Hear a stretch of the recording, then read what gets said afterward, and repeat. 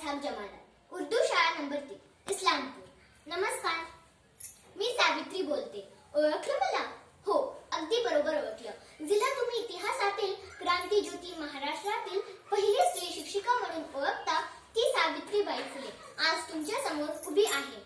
खरं सांगू, आज माझ्या समोर बसलेल्या बहुसंख्येतील माझ्या लेकींना पाहून मनस्वी आनंद होत आहे.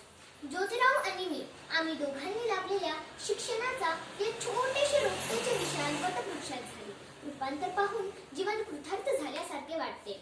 भूतकाळातील भल्या बुऱ्या प्रसंगाने मन अगदी गही भरून येते. पूर्वीचे दिवस झरकण डोळ्यांसमोर यायला लागतात.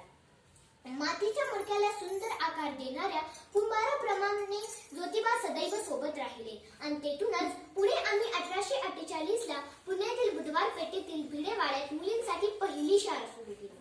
शाळेसाठी, मुली जमविण्यासाठी, त्यांना शिकविण्यासाठी घराचा उंबरठा ओलांडला.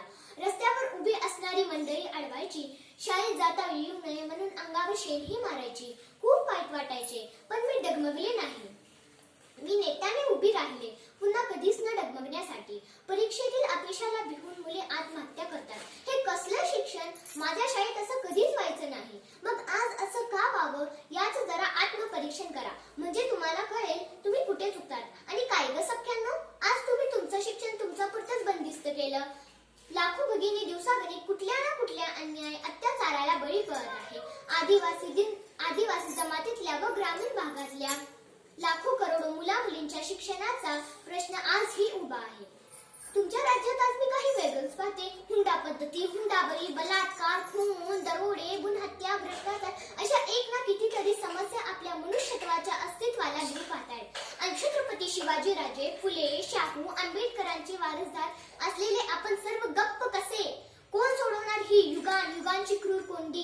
होय, तुम्हीच सोडवायची ही कोंडी, तुम्हीच कायमची संपवायची ही दुरावस्था, तुम्हीच कापायचे हे अंधार यातले अनादी अनंत काळापासूनचे घट्ट होत चाललेले दोर. तुम्हीच हे कापू शकता, कारण आता तुम्ही सक्षम झालात म्हणून तुम्हीच हे करू शकता. त्यासाठी आपल्या आईला, ताईला, पत्नीला, मुलीला, चूल आणि मूल एवढा पुरतच मर्यादित न ठेवता तिला स्वच्छने शिकू द्या, मुक्तपणे श्वास घेऊ द्या.